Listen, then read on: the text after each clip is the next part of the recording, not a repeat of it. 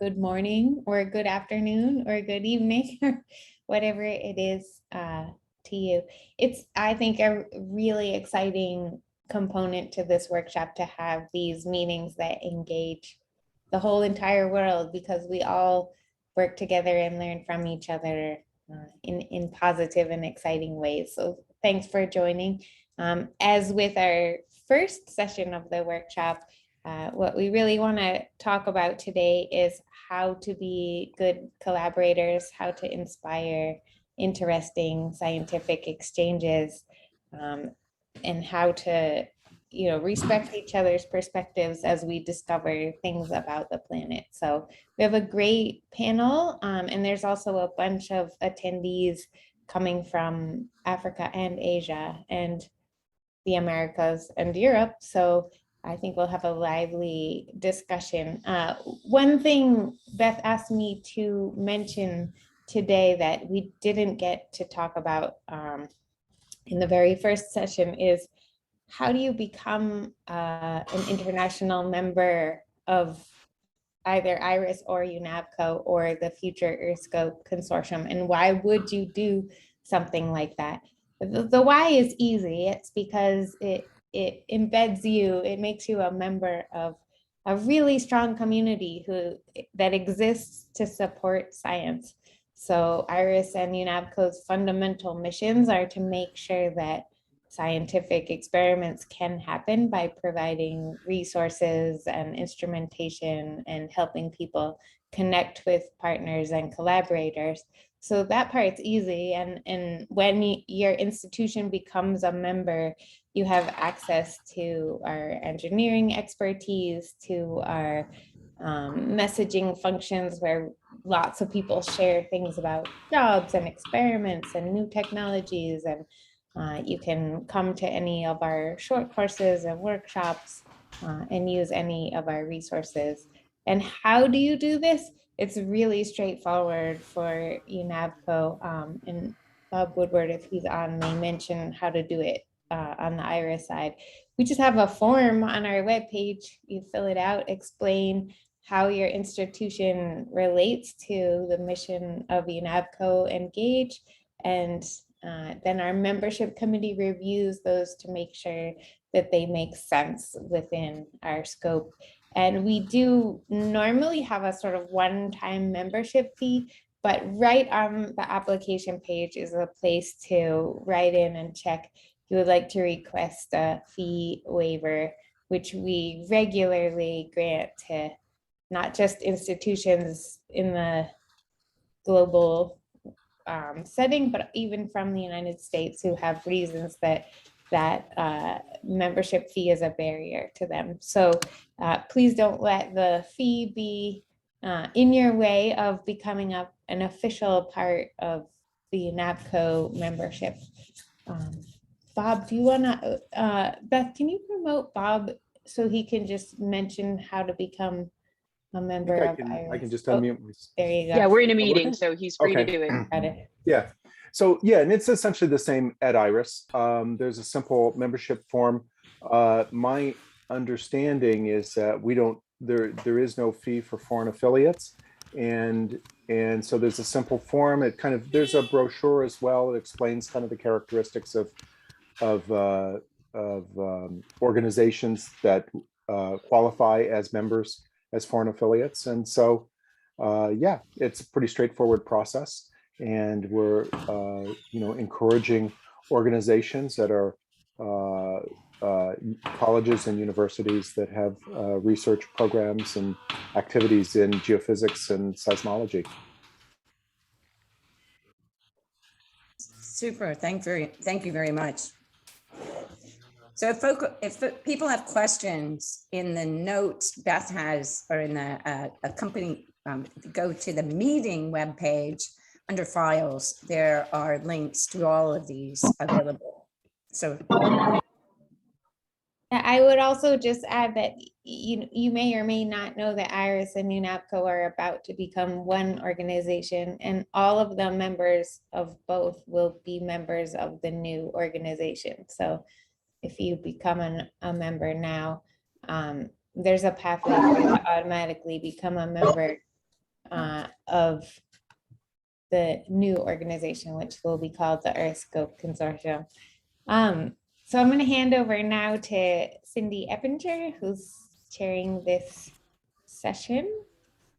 Cindy has an incredible history and an incredible future, I expect, of collaborating internationally, of empowering young scientists from all over the world, and of truly transforming our understanding of the solid earth in ways that never stop being surprising and inspiring and exciting. So it's really an honor and a pleasure to have this session chaired by my dear friend Cindy Eppinger.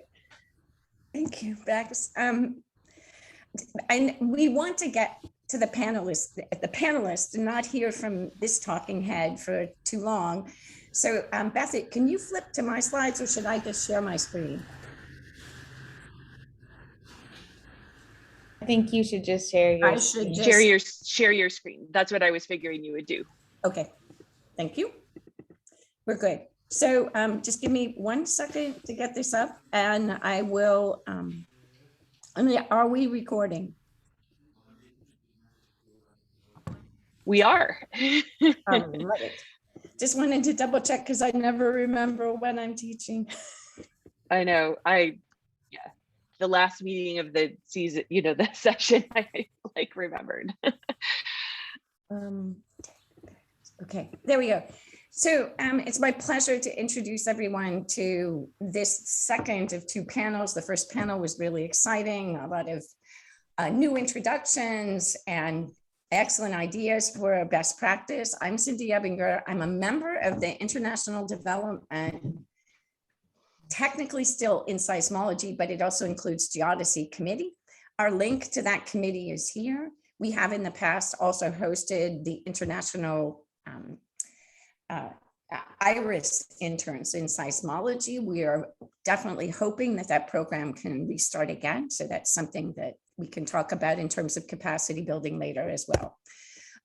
This is just a brief overview of our committee if you want to know more, but the committee wants to promote strategies that work to support our partners. And even though we have short-term projects, usually with funding, maybe a 2-year or 3-year project, we want to make meaningful contributions to long-term capacity building within the remit of our funding, but also to best suit what our partners need as well. So that's why we're having these meetings today.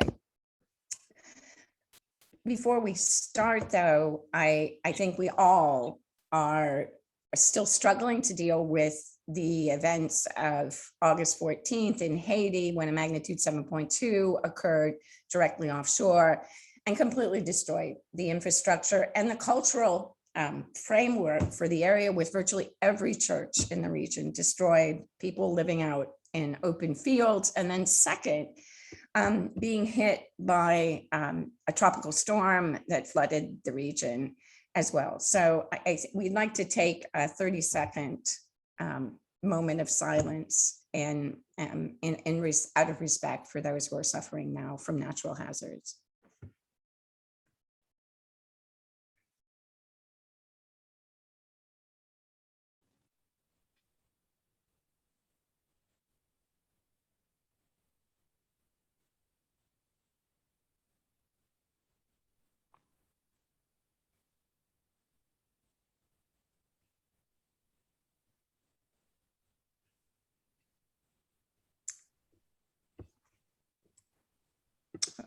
Okay. Sorry, to go backwards, if you weren't in attendance on Monday morning session for the panel on the focusing on the Americas and in a time zone appropriate for that, we have asked a panel of participants from the geodesy and seismology community to advise us, and for them to share their thoughts on strategies for fruitful collaborations, and particularly when the level of resources within countries are widely disparate. We want to have an opportunity for open discussion and to also if possible, cover or provide through the files on the US side. So there's information in the files about resources available for international collaboration, and learn of any new resources that may potentially be available for us to have more meaningful collaborations while we conduct our research. So let me introduce our panelists. Atalay Ayeli is a professor, recently promoted full professor of geophysics in the Institute of Geophysics, Space Sciences and Astronomy, Addis Ababa University. Atalay is struggling with poor Wi-Fi and may join us by phone or by the call, but I'm sure he'll contribute soon. Abdulkarim Widya, who is both a geodesist and seismologist, and he's director of the Earth Systems Science Training Diploma Program at ICTP, and he's also a coordinator with similar programs in South America and Africa. And T. Godoladze, I hope I haven't butchered your name too badly, but please, when you talk, introduce and pronounce your name correctly. You're the director of Institute of Earth Sciences, Ilia State University in Tbilisi, Georgia.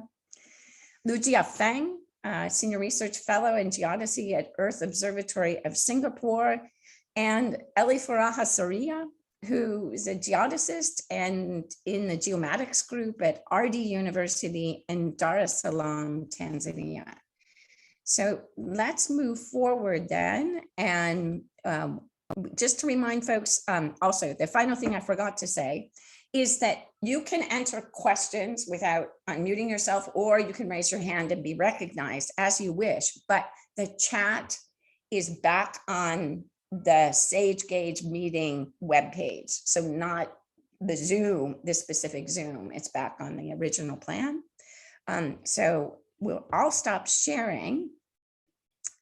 And Atalay was going to go first, but would it be all right, Lujia, if we asked you to go first? Sure. Okay, let me share my screen.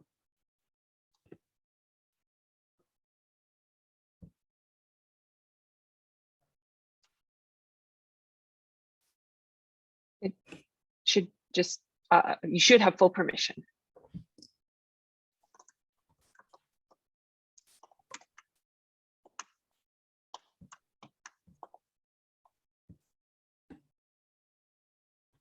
But as it happens, I couldn't share my screen because I got a new computer. Can you share my screen? Okay, let me open up your, I will open yours up for you. Just a sec. These things happen. Thankfully, Oh, yes. Thankfully we have backup. All right, can you see it now? Yeah, I can see it. Okay. Good morning, good afternoon, and good evening. First, I would like to thank Cindy and the organizing committee for inviting me to this panel discussion. I'm so thrilled to be part of the panel as the only representative from Asia.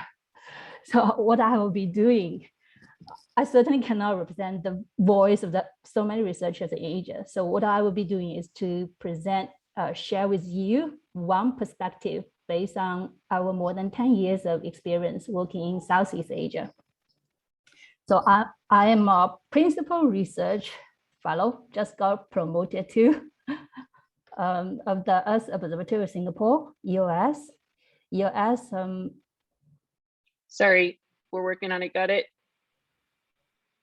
EOS is a very young institute, was established by our founding director, Carrie C, back in 2009. I joined EOS in 2011, 10 years ago.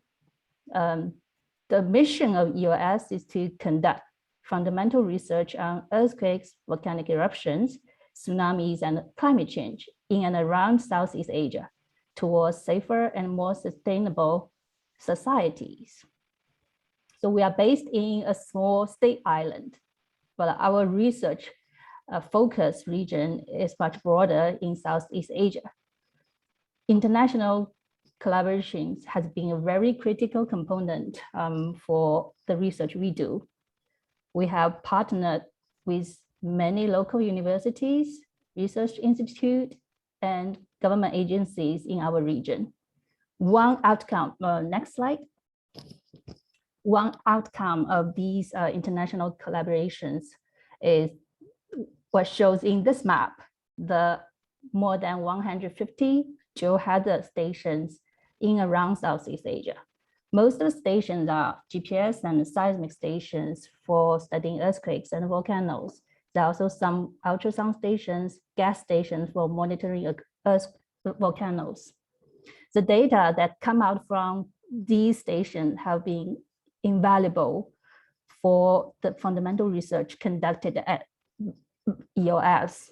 And even for people who don't use these data directly, they also benefit a lot from the collaboration network we have been building in the past few years. So behind all these monitoring networks are, next slide, thank you, a tremendous effort that were put to negotiate and sign MOUs. These efforts are often less visible and not very well recognized and acknowledged by people who use the data.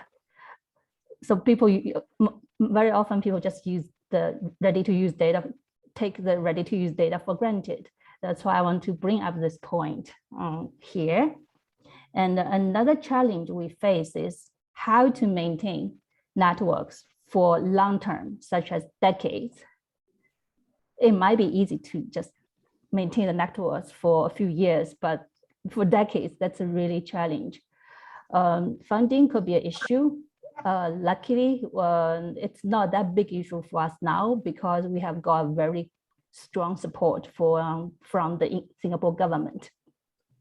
For us, the main issue comes from the unpredictable policy changes in host countries on the decadal scale. So anything could happen in decades, things like from the top of the country in case like Myanmar, and it could be institutional changes like a merging or splitting of institutes, just like UNESCO and IRIS are doing now. Also could be the change of the director of one person, then some policies could change. We just have to adapt and deal with these changes. Another challenge is very difficult to implement open data policy, even for our data, even for our own data, because the MOUs we sign with the partners are usually bilateral and trilateral MOUs. So the data are not owned just by EOS, also by the other parties. So even we want to open up the data. Of course, I think that's what we hope, because that will maximize the value of the money we put into installing these stations. But we have to respect the underlying sensitivities in our neighboring countries. So Southeast Asia in general is more conservative than Americans, US and European countries in terms of data sharing. Another thing I also want to briefly mention the impact of COVID-19. So before COVID-19, for our field engineering and technicians, they have more than 50% time out in the field and going abroad. But now this number is down to 0. So we do face a lot of a challenge to maintain these stations while we cannot travel. So they have been trying use a lot of local help. So like hiring local people and also our collaborators to help maintain and do regular checkups for the stations. But even within their own countries, sometimes travel is also restricted. Okay. In addition, the building stations networks, next slide, thank you. Another aspect of international collaboration we have been doing is training and capacity building for our region. We do this in several ways. One way is to train PhD students. EOS is a research institute, but in parallel, we have the Asian School of Environment. So the PIs in EOS are also as professors in the Asian School of Environment. So we have already trained more than dozens of students in earth science, and most of these students went back to their home country. They're playing very critical roles in earth science education in their home country now. But after that, then there's a very rare support after they graduate, they can get from us now. Another way is we also do trainings in like short training courses, either in Singapore or in local countries to train the staff or students from their countries or government agencies. So the challenge for us is most of these training workshops are run by people like me. So we are just researchers, and we do this on volunteering basis. And we don't have enough time or experience to really teach well, honestly speaking. We have to develop a lot of training materials, and that's also a limitation. So if there are training materials are already developed, we can just use them. That will be really, really helpful. The benefits of these workshops. So you will not expect the people who attend these workshops and walk away with the skills they can analyze the data independently and publish high quality paper. But there's some unexpected benefits. So what I heard is the workshops are really helpful for raising awareness among the authorities of the countries.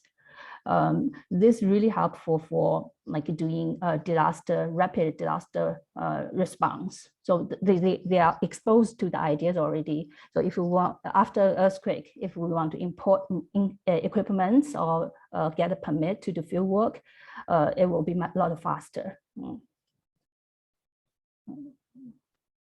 In addition to the workshops we can run, of course, there are workshops that like UNAVCO run.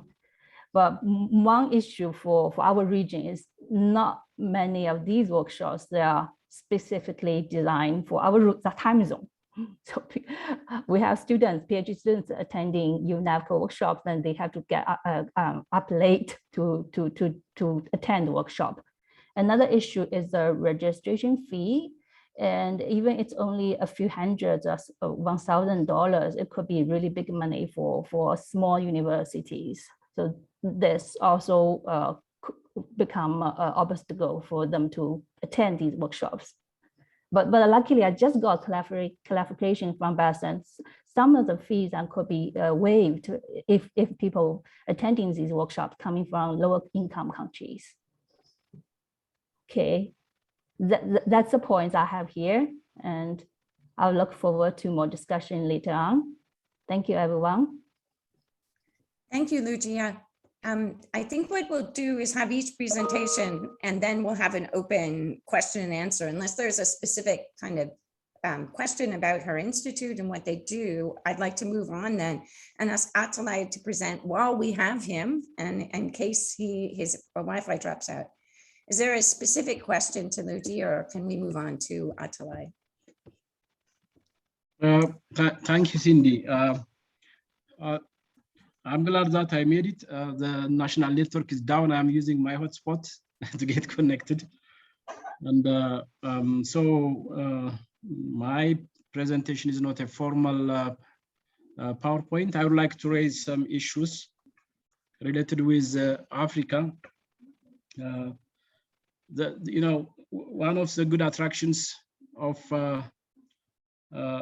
research and collaboration here in our region is the East African Rift, which brings some collaborations, overseas collaborations, and also at the same time, the regional governments in the region, I mean, the decision makers are not really aware of the potential of earthquake disaster and volcanic hazard in the region. So very several number of temporary broadband projects have been running in the East African Rift.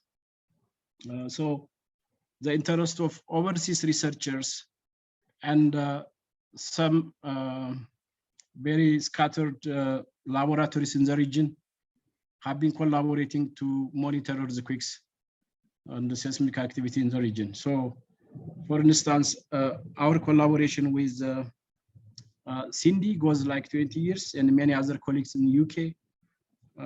Temporary broadband project has been running quite nicely. Having said that,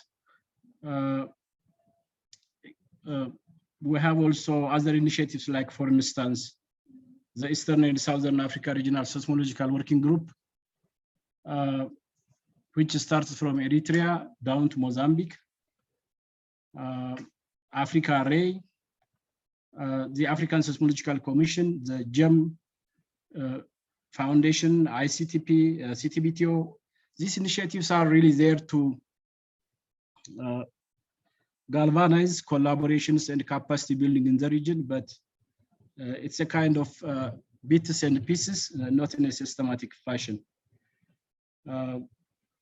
Now the challenges, especially when it comes to the current situation, the COVID pandemic affected our collaboration in the region, especially the SARSWAG member countries. SARSWAG, by the way, is the Eastern and Southern Africa Regional Seismological Working Group, which I mentioned earlier, and it's supported by the International Science Foundation, so International Science Program of Uppsala University for the last 25 years. But now it's affected by the pandemic, and our interaction of exchanging data is a little bit slow. So that's the challenge. And if I have to comment two things, our collaboration with overseas researchers went quite well with many of the colleagues, but sometimes the researchers from Europe or few from the North America might not go well for African participants, because some people consider the African attendees as a kind of station guard, and the appropriate collaboration and capacity building efforts does not come to our region. And from the African side also, the commitment is not really consistent enough, because some people live on, maybe they are taxi drivers, or the salary may not be enough. So station maintenance will not be done on time. So that's really a challenge. So that's really a big problem for us. So the collaboration that we make, or our culture of maintaining science and monitoring, is really not consistent enough. It's just on and off. That's what I would like to comment. Otherwise, when it comes to some of the fruitful collaborations, for instance, with the ICTP, some colleagues like Cindy, they are curious enough to support and build capacity and leave something behind. And in fact, we insist. It really, to be honest, some of them are really, I mean, very, maybe too strong to say greedy, but if they can invest capacity in Africa, they can get it back. If I have a station running in Ethiopia, for instance, or in Kenya, I will be able to monitor what's going on, and then I can invite my overseas collaborators, like what we did for Cindy in 2005 and 2006. And they came up with a huge monitoring facility, and outstanding science have been done. I think that was really very productive. So, if you invest or build capacity in Africa, in one way or another, our colleagues will get it back in a positive way. So that's really one thing. And the other issue which I would like to emphasize is that some facility in your laboratories in Europe and America, you change technology from one technology to another one, very latest one, but some very functional facilities might be in your laboratories. So if you can donate those things and deploy it in Africa somewhere in collaboration with other people around here, it can produce data and it can induce a lot of collaborative efforts, and it can also boost the development of science in the region. So I think, to be honest, I was thinking that this discussion will be going in the evening, so I didn't prepare PowerPoints. Probably, I think that's all I can say. I have touched the major points. If there are discussions, questions or comments, I will be happy to answer. Thank you. Atali, can I ask you a quick question? Lucia pointed out the importance of workshops and others to increase awareness in the community. Can you, in terms of decision makers in your country or your opportunities for funding, can you talk a little bit more about rapid response? You've dealt with many, and how we can best help you to get needed new instruments and others immediately after disasters. Would you like to add just a little bit more on that? Yeah, that's really very, very important question. Thank you, Cindy. You know, we try our best, you know, when there are projects like, as you know, Rift Walk, Afar Consortium, Eagle, and so on, we conducted workshops, and there is always an outreach component. You know, we will invite some of the officials to open it so that it can induce outreach in the community. But it will not continue, and that's really a problem. So whenever some activity is happening, for a perfect rapid response, to get the field money, for instance, you have to visit maybe 3, 4, 5 offices to get signature and release the money. And by the end of that, the event will be gone, nothing to capture. So that's a huge hindrance. So that's not really good in 2 ways. One, our outreach efforts to educate decision makers and educate the community, have the learning.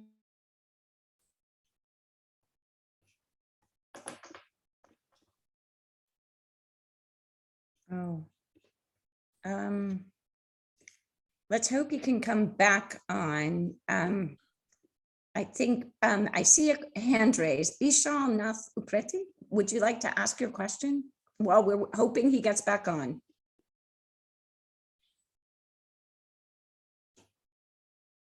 You're muted, sir. You're muted.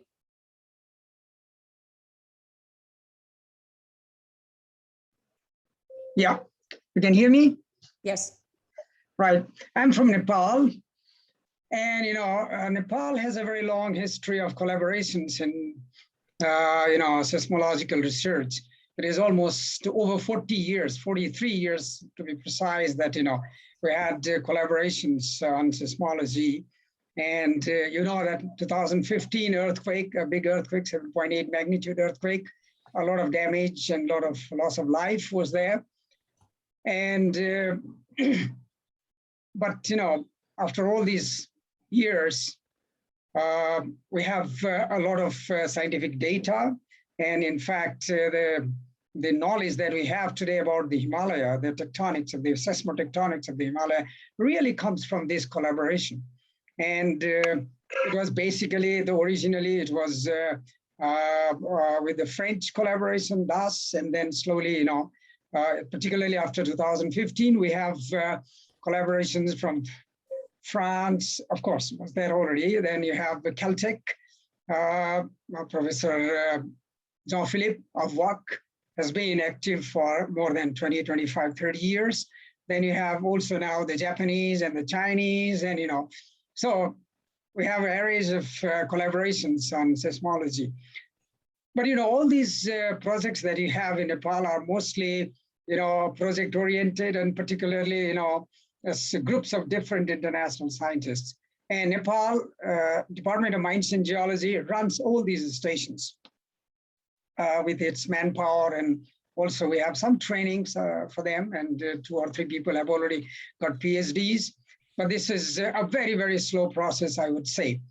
And then, I realized that, and, in the meantime, we also started with the GPS collaboration. And thanks to Beth Pratt-Sitola, when she was in Central Washington University, we came together to start GPS stations. And we started working in Western Nepal. And that was before 2015. It's almost now 10 years. And, we have a very good network of about 10 stations, apart from the original work that is being done by Department of Mines and Geology. This is University, Nepal Academy of Science and Technology collaboration along with Central Washington University, but now it is mostly UNEFCO. So UNEFCO is supporting us in a lot of these activities. So this is what is happening right now. This is just the background that I wanted to tell you. But, for some years, I thought that, Eastern Nepal, particularly after that 1934 earthquakes rupture zone, ends somewhere in Eastern Nepal, somewhere, we don't know exactly. And then comes Darjeeling in India, and then further east, you have Sikkim, and then comes Bhutan. All this region is very, very sensitive for the time being that, it's almost 800 years to 1300 years in between. We had no big earthquakes. So I consider personally that, it's the most dangerous part of the Himalaya right now. And for the last few years, I've been trying that, let's have some more concerted efforts to work in that area. And also for the early warning system. But, Nepal government has not really spent a lot of money on equipments. They are spending a lot of money on maintenance of whatever the stations you have. We have about 40 running stations in Nepal, and maintaining all that and doing work is a big job, and government is doing very well. But then I thought that we should have a concerted efforts in Eastern Nepal. So I could convince the government that, we would like to have now about at least for within 2 years or 3 years, give us some money to have about 10 stations, new seismic stations to be installed in Eastern Nepal, but at the same time geared towards the early warning system. So I am just right now in the process of procuring the equipments, selecting the equipments, procuring the equipments. So it is for both basic research, seismotectonic research, as well as for early warning system. Of course, early warning system will take time, maybe another 3, 4 years, 5 years. By that time, we may have a good experience on that. But the main aim of that, and the government is giving money to us, is basically when we sort them that, we want to go for early warning system, not just for monitoring the earthquakes. Now, we are not experienced in early warning system as well as, installing and all that. All our equipments and everything was done by collaborative scientists. They came with the equipment, they install it, and then they have all that, data center and everything. But now we have very little experience right now to do this by ourselves. Now, my question is, and by January, February, March, we are going to install these equipments. We are now ordering it, and it takes another 2-3 months and another 4 months. Let's say we get the equipment. Now, my question is to IRIS or to UNEFCO or whoever, international collaborators, if they could help us to really, have, to install particularly, the station, that data stations and like that. So it will be my exploration. And of course, I forgot to mention my good friend from ICTP, Karim, Abdul Karim, you were there somewhere high for a long time. So after 2015 earthquake, we had a very good collaboration with ICTP, and we had that, equipments came. Okay, thank you so much. What I'd like to do, this was wonderful, and we've captured aspects of this, and particularly about what UNEFCO and IRIS can do for you. Yeah. And you've pointed out some of your challenges. That's wonderful. What I'd like to do is move to our next presenter, and then we'll come back to the points that you just raised in an open discussion. So thank you for bringing those up. Thank you. And Saria, are you still on? Or have we dropped? I believe he fell off, and I tried to send him the link again, but I think maybe we should go on to the next, Okay. and then we'll see if he can come back. Okay. Yes, Sarah just said he's having connection trouble. Okay, so he'll join us later on or in the open discussion. And I'll just say again that he's Eli Faraha Saria has participated in a wide number of geodetic surveys throughout East Africa, and he's also training the next generation of scientists who are helping us understand the fragmentation of the African plate in extension. So he has students from all over East Africa. So we definitely want to hear his perspective. If we can, let's wait for it. So without further ado, Tia, could you please present and explain the great big project in the Caucasus that you're co-leading? And you're still muted. I'm so sorry. Should I share the presentation or should I? Do I have permission to share my screen? You should be able to share it. Yes, please try. That would be great. Am I good? Yes, great. So I didn't know how to do the flow of my presentation, so I put all the slides. So I'll just jump from the slide to slide. Okay, just talk about the projects we have right now at the institute. So Institute of River Sciences and National Statistics Monitoring Center belongs to the substructure of Ilyas State University and in Georgia and the Caucasus.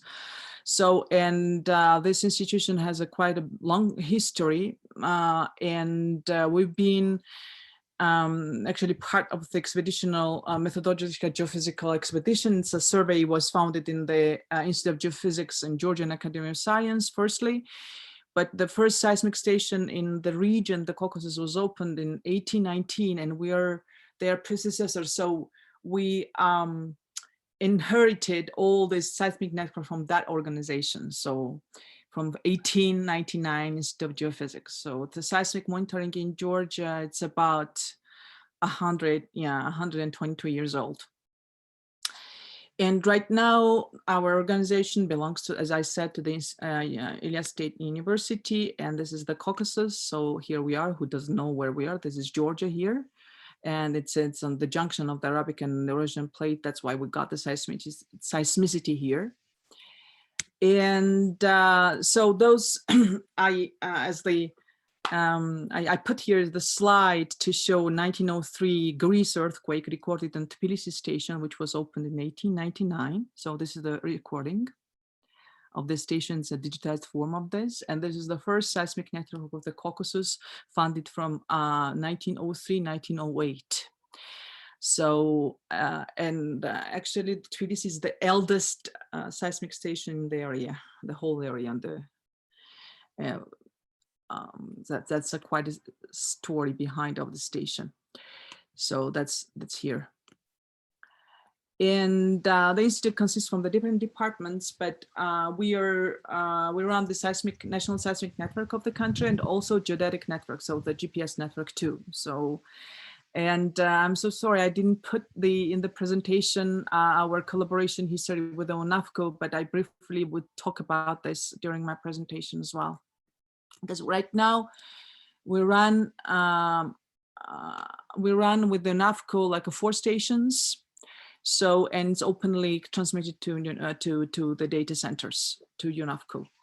So I just briefly put all the analog network as data from the analog network, and those are the catalogs from the analog network, got from as I said, instrumental period from 1899 up to 2003. So first project, how we started, I'll briefly talk about this project. It's the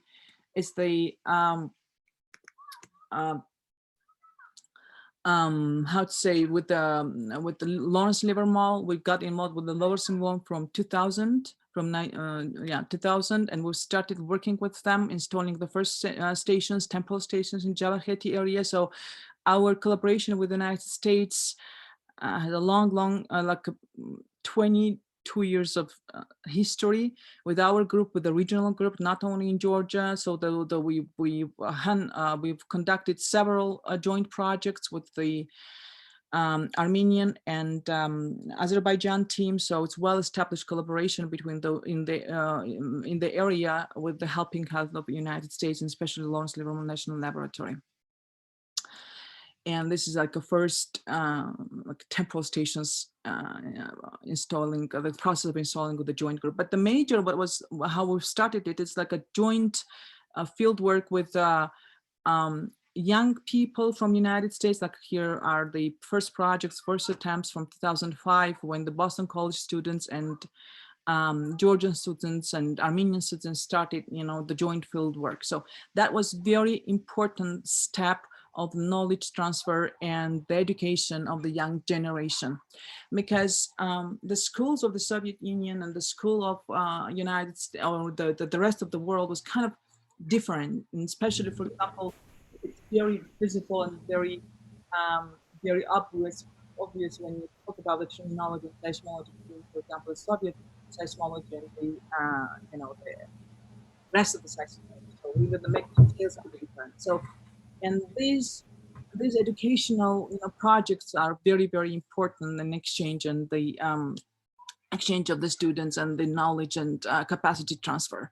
So it yeah, that's those are and the very important project what we've started in 2000, the idea of important project which improved the seismic network and observation of the seismicity in the area was started in 2011 when we when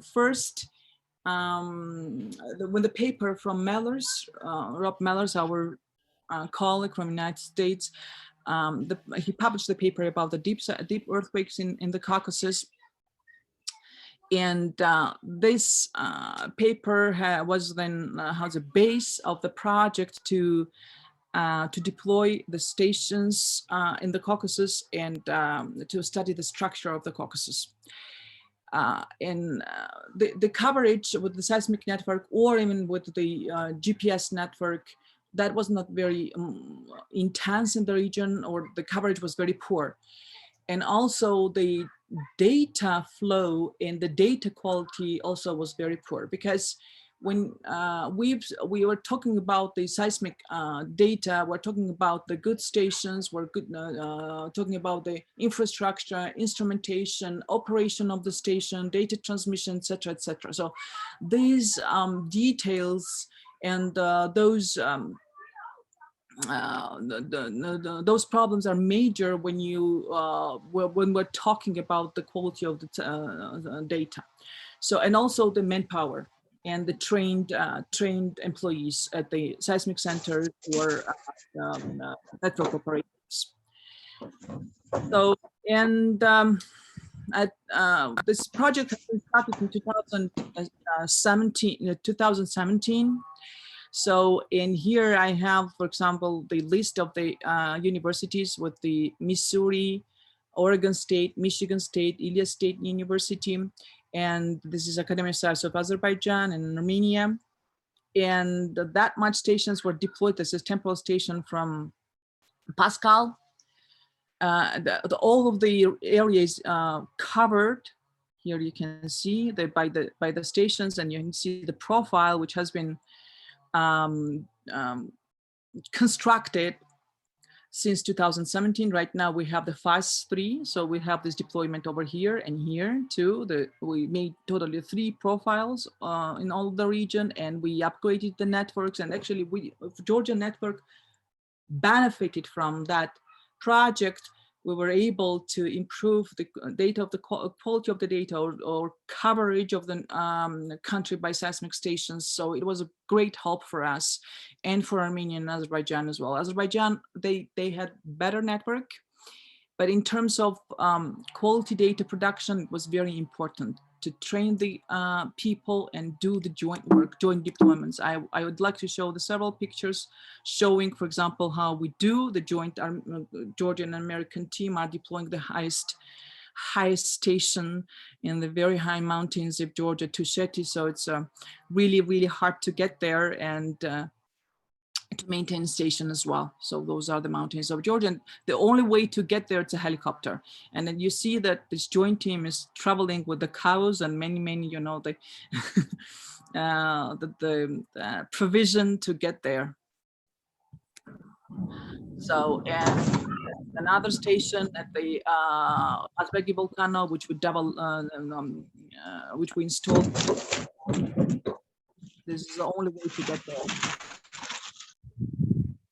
This is again the helicopter. We're trying to maintenance the station up there, and also Kevin Mackey, if you know him, I think many of our colleagues know him. He's trying to, you know, help the team to reinstall the station there. So that's actually the view of this profile, which is ongoing right now, and we're in the final third phase of the deployment right now. We deployed these profiles here, all the profile in Armenia and Azerbaijan. Yeah, this video. And then I'd like to talk about also to utilize and maintenance the data and produce the seismic hazard maps. We run the project with Lawrence Livermore Laboratory. This is the kind of retrospective of the seismic hazard maps from 1948, 1978, and 1992, how the seismology was developing and the science of hazard was developing as of the hazard in the area. So you see here, for example, the maps from 1948 and maps from then 64 and 89, and all the time, every time, the hazard maps used to change due to the big earthquake in the area. So that's how the knowledge about the seismicity, geotectonics, or geology of the area was so poor at that time. So these maps are showing it very clearly. And that's how we attempted to combine the catalog and produce, to create the databases and produce the catalog using, you know, the elder data, analog data set of the area. So that's, you see, we've relocated and we have this catalog right now, working catalog of the analog data set. So I'll just go through. Those are the new maps which we've developed together with Lawrence Livermore National Laboratory. So this is one of our projects. And then here's the Georgian Seismic Network. And we came up with our American colleagues, with our international supporters, and we came up with the idea to improve the data and by improving the seismic network, improve the data from all the area. So, and that's how we came up with a project, which is seismic network development in the Caucasus and Central Asia, by installing 97 stations in the Caucasus and Central Asia. And this is this contribution comes from the U.S. Department of Energy, and our collaborators are Lawrence Livermore National Laboratory and IRIS. So those are the our major collaborators and partners, and also the mentors who are helping us to develop the stations and to improve the data set and to get the nice data flow from the whole region.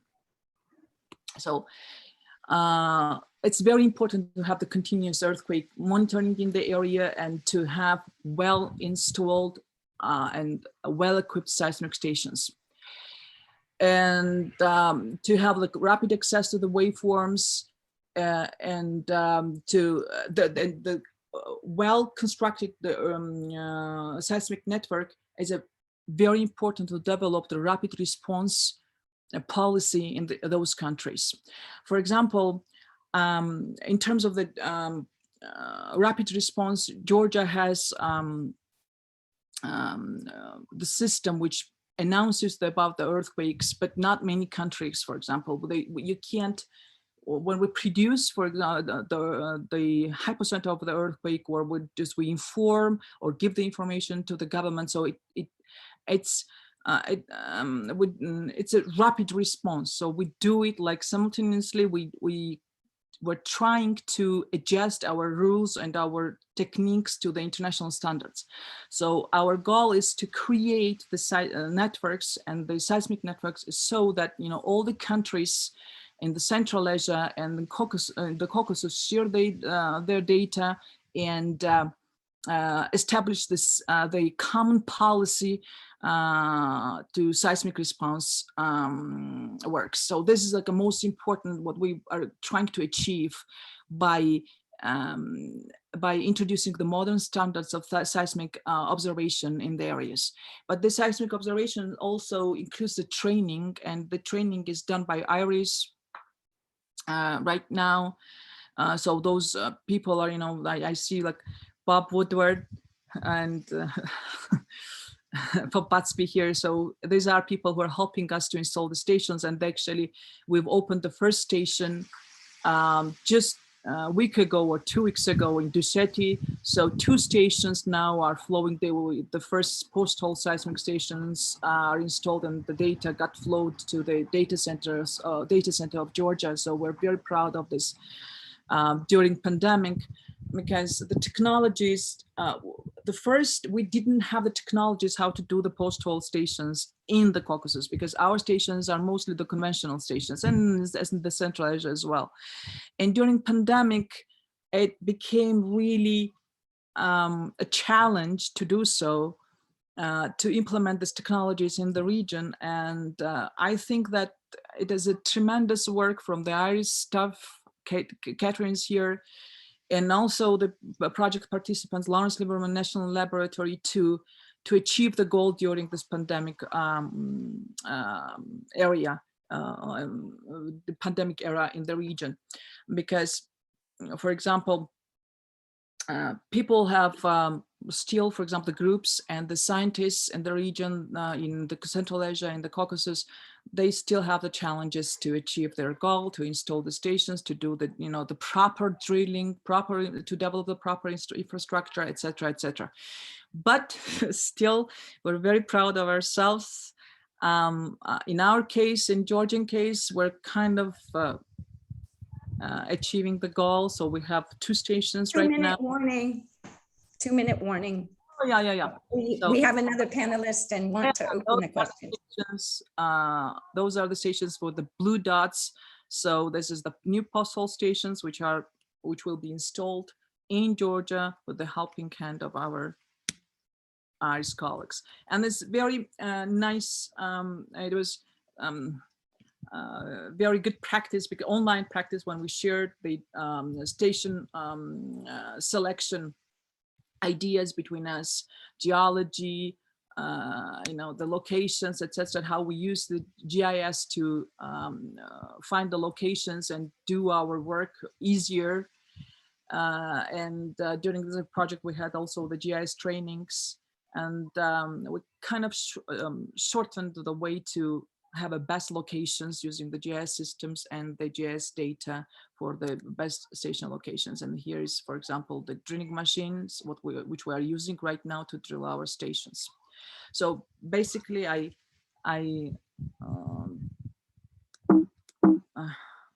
that's mostly I wanted to say. And this is, for example, the one slide showing the new velocity maps. I mean, I spoke about the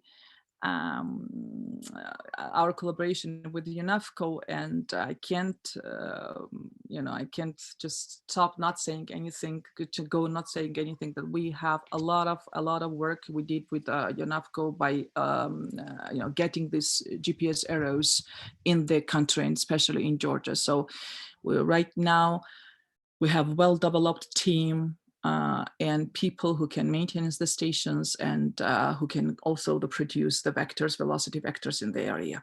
So that's very important for us as well. It's our collaboration with geology. And I'd like to show also the first, here, I didn't put in the, so this is the first station. So it's operating the first post-hole station, Dusheti station in the area. So, installed within the project with UNESCO, with the IRIS and Lawrence Livermore National Laboratory. So this is the post-hole station operating in Dushetti. This is basically what I wanted to say. Thank you so much. It's really exciting to see what can happen with an investment. And the DOE money, it's less than $1 million, and countries, there's long-term collaboration between countries and an early warning system. So yeah, the additional funding and scope is exciting and tremendous. I don't want it, people will want to ask questions, and we have an additional panelist. I wasn't able to cover all the details and aspects of the project. If you have any question, please ask me, and I'll go through the slides and talk about the details. Well, Bob I think everything.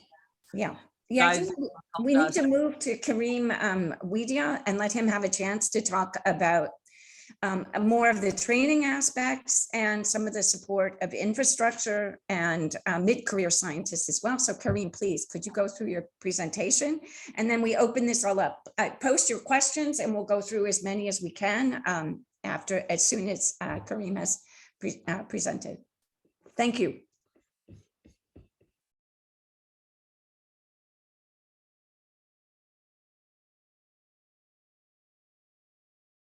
And while Karim is getting ready, I wanted to call out, there are 4 COVID heroes, 4 Kenyan scientists who pulled out all stops during COVID and delivered incredible data to a project. And they are Mary Karanja, Samuel Mwangi, Maggie Wanyaga, and Gladys Kianji, and Martin Musila. So that's 5, actually. I don't know how to count. And yeah, so wherever we can, let's praise these folks who've kept things going during COVID.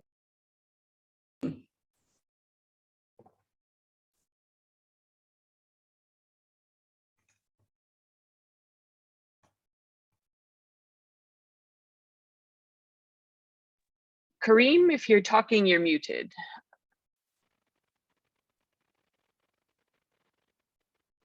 You're muted, Karim.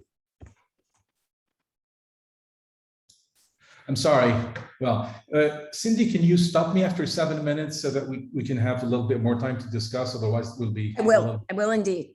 So ICTP is an institute that is founded since 1964. Then it's, I think that it's unique, not because of earthquake sciences, but because of physics and science in general. And because of a gentleman, his name is Abdus Salam, he's the Nobel laureate that has created this center. And we are a UN body. I mean, we're a UN research center, quite unusual within the UN system, to tell the truth. So we enjoy a little bit the good and the bad side of the UN system. So we do research, education, and outreach, and the fields that are basically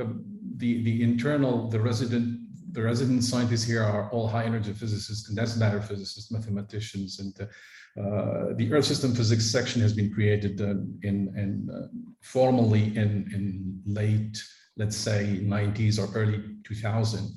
And the Earth system physics is basically covering different facets of the Earth, both the ocean and the atmosphere and the solid Earth. So the education part at ICTP, we have all these programs are for developing countries, but the main idea behind these programs is a little bit as far as seismology is concerned, and seismology and volcanophysics are concerned, is to inject a little bit more physics into these fields, and as far as developing countries are concerned. So we do have, we're not an educational institute, we're not a university system, but at the same time, myself, I sit in the PhD program of the University of Trieste. This allows us to have access also to take PhD students and do also, I mean, supervise PhD students. The most, I think that in the US, the well-known ICTP program that does not fight against the brain drain, and I would like to tell it from the right beginning, is this program that we call the postgraduate diploma program. It's a one-year intensive program in which we take basically very good physicists from developing countries and then try to put them into seismology or volcanophysics. And a large part of them took their PhDs in the US or in very competitive universities in different places, both in US and Europe and Asia as well. Some of these students do go back home, and a big part of them, they stay abroad, but we have our way of keeping contacts with them. And this week we're celebrating, next week we will be celebrating the 30th anniversary of this program.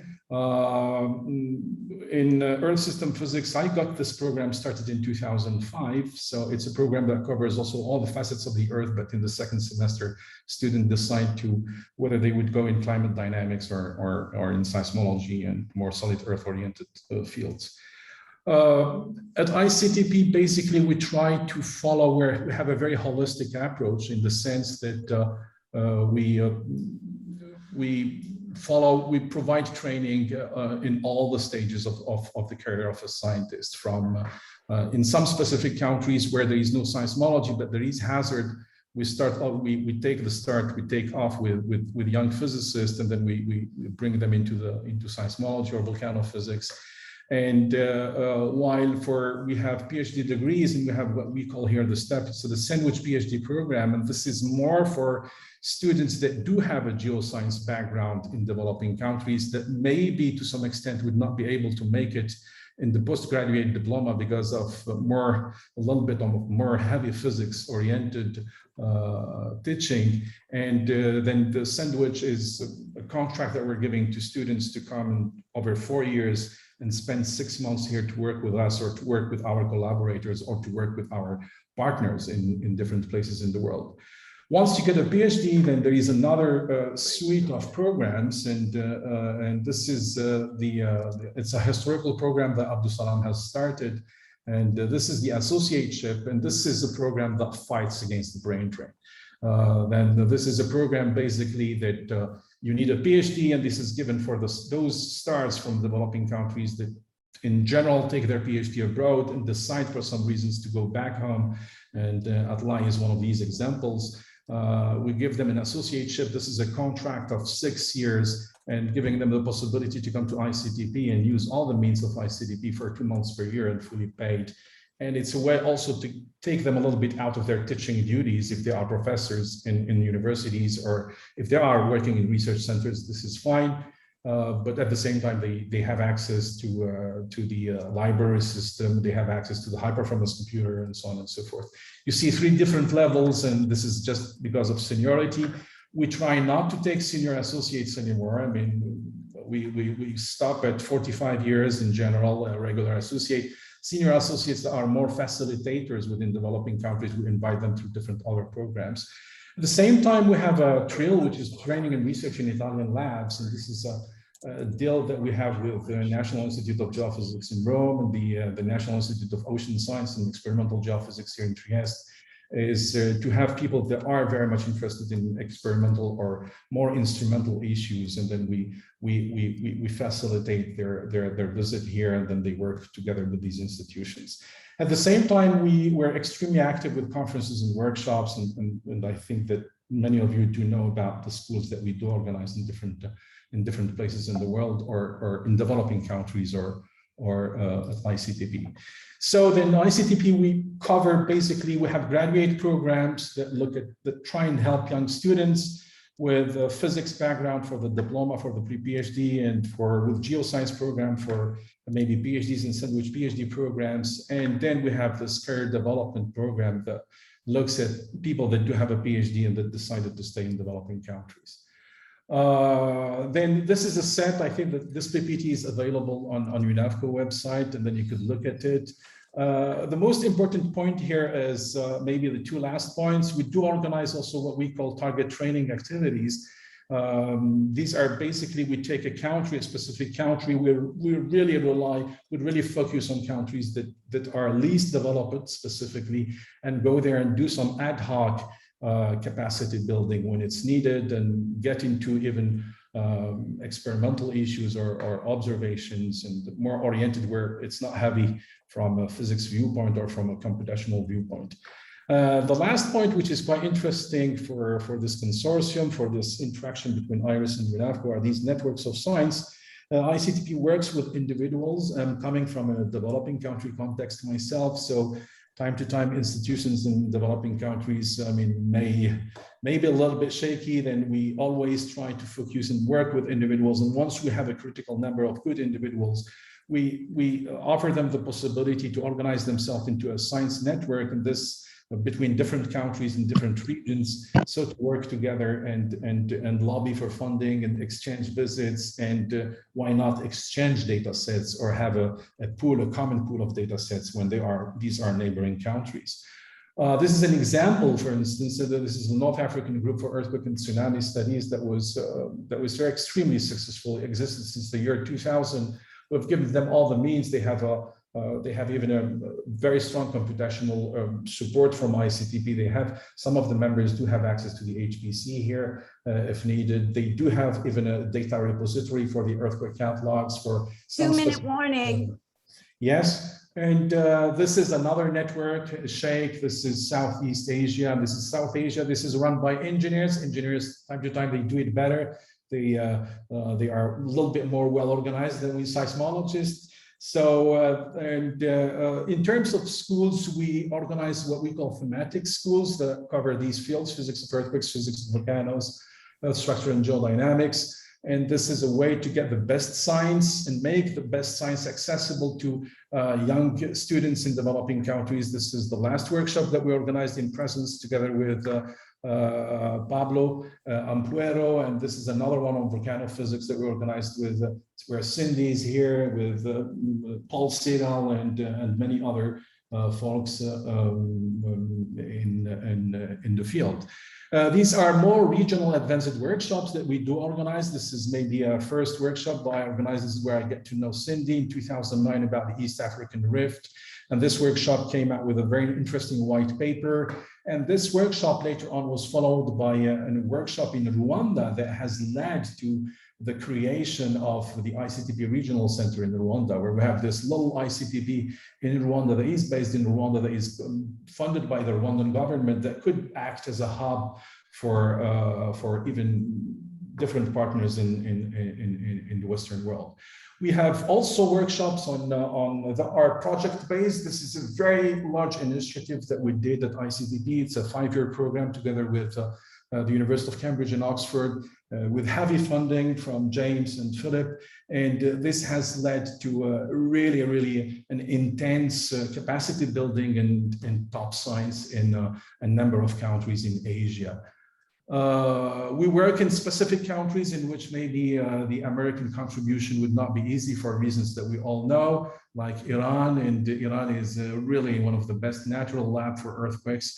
And like also Cuba, we are extremely active in Cuba. We're extremely active also in North Korea. That may sound a little bit critical to some extent. And I would like to finish with this and give credit to Bishal, as Bishal was shouting in the beginning, and I think that this would not have been possible without the contribution of senior scientists like Bishal, are extremely committed to help students in Nepal. In Nepal, we were active before the earthquakes in 2012, and this is thanks to a collaboration with Bishal and Roger Bilham, and where we started, we were present before the earthquake, and this has led to quite an intense work. And also together with the Earthquake Without Frontier that was coordinated by James, where there was a meeting 2 weeks prior to the Gorka earthquake. And after the earthquake, this has led to some coordination in terms of earthquake response among different groups. And here I recall ICTP, Tribhuvan, UNAVCO, University of Cambridge, Caltech, and Montana, Becky, and then Colorado, and so on and so forth. This is really, these are things that we like very much. So, I think that now Nepal should have at least 4 or 5 PhDs in seismology that are extremely competitive. And although some of them are still, I mean, one of them has a tenure in the US, but that's fine. I mean, I'm sure that they will be contributing to their home country. Thank you very much. Thank you, Karim. And you touched on so many points that have been coming up in the questions. And what I'd like to do is open up, a question was put, well, I'm collating questions from many people, but they have to do with both best ways to recruit and retain students in the field, incentives, career growth. What can we do? And this is asking our international partners, how, when we collaborate with you, how we can best encourage new students into the field, how we can help support those existing students. And hey, listen, I see a lot of students from, I know names from Africa, there may be others as well. Can you give us feedback? Can you raise your hand and comment about how we can grow the field and support the field? Panelists, would you like to start? Do you want to call on somebody? So Lucia, do you want to comment on how you are growing? You have rapidly grown the geodetic expertise within a region. What strategies have you used that are successful and that others might want to adopt? And how can we better support? How can we US scientists better support those efforts? So for my personal experience, I think I'm very lucky to be in US because as a group, we do things as a group. That's more powerful than one person. So I learn a lot from my colleagues and from different backgrounds, and these all give me a lot of opportunities to grow. In terms, I think everyone will ask growing, and the return is the institute. US is growing when everyone else is growing. That's, I think my view is combining individual efforts and combining. Another thing is we are not running on short-term projects. So we had funding support for a decade, and we'll have some more a few years, and this really helpful. So combine the resources. Funding does help. That's to my main points. Do you want to comment as well about growing your team regionally? You're muted. So can I be more specific on which direction you mean the growing about the team, regional team? So how do you recruit students to advanced degrees? So actually the helping the great help for Georgian team, for example, I will speak about Georgia, mainly, not, for example, for Azerbaijan or Armenia. The good thing about the Georgia is that we're linked to the university, we're part of the university. So we have this natural flow, the institution has the natural flow of the young people from the students, from our students. For example, my employees are basically my students. It helps us to establish like a good collaboration between the students and between the generations as well. And they are students, they're part of the projects, and it's like a new blood coming to the institute every year, and it's just big support. But the problem, for example, in our case, those are the school programs, the university teaching system, and the standards to implement at the universities. That's the major problem. Yeah. For example, we don't have like English programs, and I would like to have more support in terms to develop like joint programs between United States universities and the Georgian universities, or our faculties and any of them. That will be major contribution, just to have this exchange of the students. Like, for example, the US students, PhD students that are coming and installing the stations with the Georgian students or so, or they are teaching one semester the PhD students, you know, some topic, like, for example, some discipline, like in maybe in geodesy, maybe somewhere else, because also it helps to develop communication, collaboration, and also improves the student skills to know the English, because our territory or the region, they're not very fluent in English. Yeah. So the hearing English is the problem. And once you think that people understands your English, like a native speaker's English, it's not true. You know, they still have some problems, you know, to understand the English. Yeah. Those are great ideas. There are some other, I'm collating some additional information as well that Sarah Stamps points out, that It's possible for US professors to continue to co-advise students on collaboration on a 2 or 3 year project to particularly work with master's students. And we have the technological capabilities. Mike Brzezinski points out that these exchanges don't have to be in person with all the visa issues and challenges in those ways that we have. I'll repeat the seismology skill building workshop they've seen this summer, that international participation has grown considerably, and that this effort initially designed to support US students can support international participation. And at the same time, because there's an awful lot of math and coding, that's a language we all speak, it could enable and improve the English language skills of project partners perhaps as well. I don't know if you folks are aware, but we will, Mike, maybe you could post in the chat the link to that program and or to where the material is. I know that it's completed, but just to the program itself. Did anybody else? Another question. Suzanne Vanderlee comments that there are quite a few workshops, whether virtual in person, don't do enough for real capacity building. And sending country select thinkers to complete PhD programs abroad might be overkill for the purpose of capacity building. Do we need dedicated international capacity building master's programs? And maybe Kareem, do you want to, yeah, you can talk to that. And Kareem, I'd like to hear from you as well. And maybe Vishnu, you want to comment from your perspective? Yeah, I did want to mention that Atelier is back too. I don't know if you saw.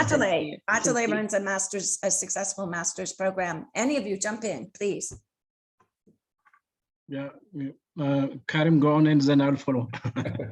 So thank you very much, Atelier. I think that from our experience with the diploma program, well, before what we did is we had first, before to get to the diploma program in Earth System Physics, we had a diploma program in basic physics. And the main problem that you guys would be facing if you'd like to advise students from developing countries, I mean, specifically from regions where you do not know very much the university system, will be the background, right? So the basic courses. Then either the students go through an intense refresh of the undergrad accordingly to standards that are international. Otherwise, it's like investing in nothing. I mean, if you would like just to advise a student and teaching him how to filter a signal without knowing the physics behind filtering, or you teach him how to run a code without even knowing the physics of those equations that they are solving, I think that it's a little bit problematic. So myself, I would urge people to be extremely careful. If you would like to have a very nice contribution to developing countries, I think that is one way to do it, is to make sure that students do have the right background to get to that level at the graduate level. I mean, otherwise it's like a little bit shooting in the dark. Tia or Atelier, or Lucia, do you want to comment as well? I have another question I'd like to get to. Lucia, go ahead. Yeah, I think the challenge is hard to find students like this. You don't need to find many students. You need to find, I mean, one good student. I mean, one good student in one country could make a big difference. Trust me. I mean, it's I mean, if you work on a specific country, I mean, look at Pakistan. We have a student that took his PhD now. I mean, he got even a tenure track at GFZ, but he decided to go back home. And this is the best investment that someone could do. I mean, we're not talking about large numbers here. We're talking about few numbers. I mean, if this consortium would be ready to help even to build capacity in a very, very serious way for 10 students from developing countries, that would be far enough. I mean, we're not talking about large numbers here. It's nice to do things in a very efficient way. I think Atelier, did you want to? Sorry, I heard him say something just before. Yes, I would like to comment on our training. We have MSc training, which has been going for quite some time, and we had a home base with the School of Earth Sciences, but now the program is almost remodified, and we want to have our own program. And we are benchmarking ICTP, so MSc in Earth Systems Physics with 5 tracks like geodesy, seismology, and atmospheric science, space science and astronomy, and applied geophysics. So that's almost about to be endorsed by the university management. That will give us quite good opportunity to recruit our own students, but we're still active in training. We have also PhD students at the moment. And we had also students from the region, from Uganda, Zambia, and also Malawi. With the SARSWAG initiative, we may have like 4 MSc students in the coming project period. We are just proposing. So now we have a very huge building and facility which is close to be commissioned. So with all these facilities around, I think our place will be a very good place to train the students. And I never commented in my first presentation. You know, we have observatory, and on daily basis we get data, real-time data from Djibouti, Kenya, Uganda, and Ethiopia. So we are just almost monitoring earthquake activity in the region. That's one culture which we use to coach and train our students on daily basis. And we are also currently working on shallow geophysics, like refraction seismology and multi-channel analysis for site-specific seismic hazard assessment. So that culture is really now getting quite good, and we are getting good students as well.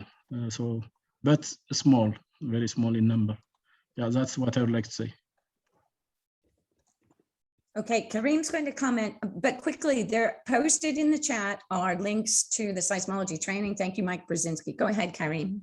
Yeah, there is one very fast point I would like to make here. If you would like to help developing countries, I think that the master issue is a little bit critical, as it's short term, it's short time, and it's like shooting in the dark. My best recommendation is to identify the best senior scientists in developing countries and then help them co-supervise their PhD students.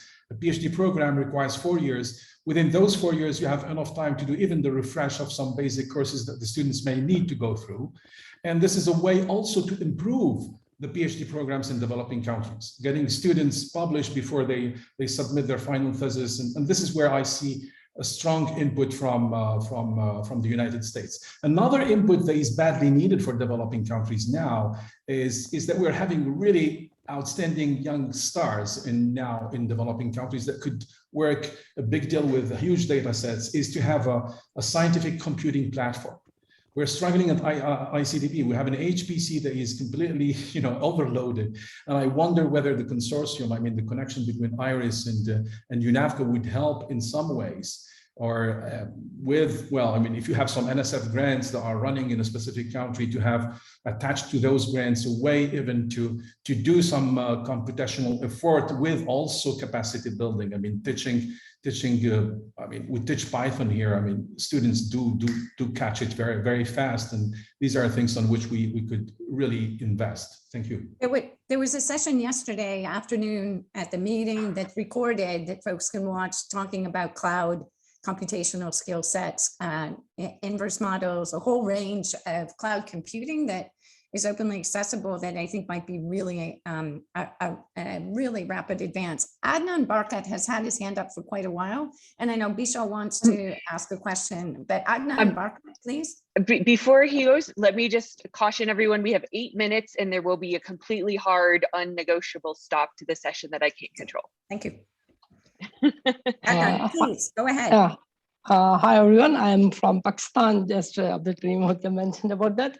Whenever we talk about the seismology, no one can ignore about the Pakistan, but after the 2005 Kashmir earthquake, there are a few good collaborations between the Pakistan and the US. For example, the Roger Williams did some work, and then Rebecca Bendick also have some work in this region. But after the 2005 earthquake, there were no long-lasting collaborations. For example, in Pakistan, as per my knowledge, there are no one an expert seismologist who can work on seismic data or uses the seismic data.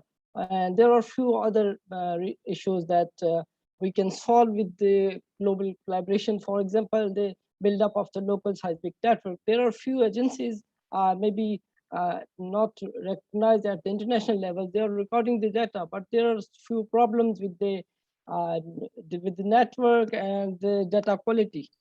And we are unable to handle such types of problems. If we have a support from the experts, for example, the experts from the European or the US scientists, we can tackle such types of troubles. But at present, we're not in a condition to use our data or to operate our network. So we are looking for good collaborations at international levels. We have few people in Pakistan who are working on the geodetic. For example, one of the students from Abdul Karim Odia, he's working on the geodetic analysis in terms of the Pakistan, but there is no seismology student, or there is no seismology experts who can use the data or who can establish a good network. So if someone interested, we are very happy to collaborate and establish a local network or a temporary or a permanent network in terms of the development for us, an underdeveloping and seismically very vulnerable country like Pakistan. So this is all from my side. Thank you to give me an opportunity to talk here. If you have any question, please feel free. All right, and then Bishal, if you could ask a quick question, we only have just a couple of minutes. A question. The question is that I've already spoken. Is there any way in future, as I said, capacity building? Thankful to ICTP and Karim, what we have now, 4 or 5 seismologists, it's just because of him and his institute that we have. And recently one student went to USA also for further research, for PhD. Now the question is, capacity building in Nepal is needed very much. Being, for 40 years of research, we have really scarcity of the people. And now US universities, institutions, IRIS, UNAVCO, whoever, could help us to capacity building. And we have no problem of the students. We want to have these students, good students. In fact, Abdul, maybe, Karim may agree that we have sent very good students. We have very good students available in Nepal. It's not the question of the quality of the students, but the opportunity that they don't have it. So in future, we really want to have the collaboration, cooperation, particularly with the US universities and IRIS to train our people. It's not a question, it's just my, the wish that, we start. And now we have, we are going to start a network which will be now useful for our students. And also just one point that we are trying to start a master's course in geophysics in physics and geology department together, department. And we want to have some, collaboration with this. Maybe within 1 or 2 years, we want to start it. So this is just wanted to say because we don't have time to discuss more about it. Thank you so much. Oh, thank you. So we're going to lose time. If there's another quick question or two, or if the panelists want to make an additional point, please, Atale, Lugia, T, if you want to comment about. I think one of the things that folks may not realize is that as part of your UNAVCO and IRIS membership, you have access to training in GNSS methods, INSAR, a range of workshops that come as part of that. And we want to understand when you apply, outline your needs and your community so that we can try to work work closely with you.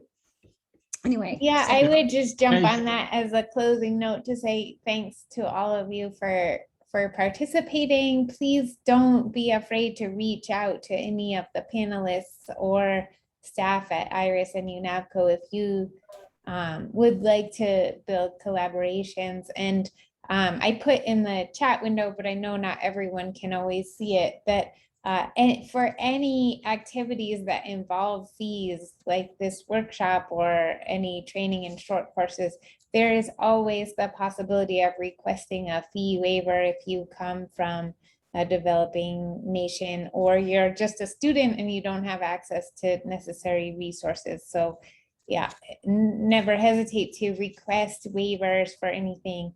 And this applies, I think, to IRIS and ENAVCO activities, but across the board, most, European and US universities have ways to waive fees on special activities, and the AGU does, and many other professional societies. So you just have to ask. Yes, and for AGU, their fall meeting, if you experience any challenges with payment or registration, feel free to send me an email and I will work with AGU to get those resolved for you. Atale has his hand up. I think he wants the last word. Yeah, I want to emphasize what has been commented by Karim, how to help graduate programs or training in developing countries. After COVID experience, now it's becoming really quite common to hold a discussion or a meeting like this. So for instance, if there are some laboratories or institutes in developing countries, like our case, for instance, it would be great if there is a very ideal network of advising students, co-advising students through Zoom discussion, like what we did with Cindy and Karim last time. So this would require huge amount of money to have discussion and exchange ideas if it were conducted in the old-fashioned way. But now, thanks to Zoom and the likes technology, so it would be easier if I'm sure people are keen from the Western world to spend some time and assist people. So with a little amount of effort and money, I mean, maybe for hardware and the like support, it would be very straightforward to support financially. But for ideas, this kind of network and discussion will help a great deal to assist some, lonely students. Some students are really desperate to get advice from people who are experts in the discipline. So if there is appropriate network set up, maybe by ENAVCO or IRIS or whatever, I think it will be very helpful for developing countries. Thank you. For the cost of fast Wi-Fi, we buy you fast Wi-Fi for meetings and workshops, and opportunities expand. Great. Thank you, everyone. Thank you so much. Oh, there's so much passion for science in this group. I wish we could continue talking and exchanging ideas, but we've met one another and we can continue through email and other opportunities, and we will continue to host these kinds of discussions in future. Thank you so much, everyone. Thank you. you. Bye. Thank Bye. you.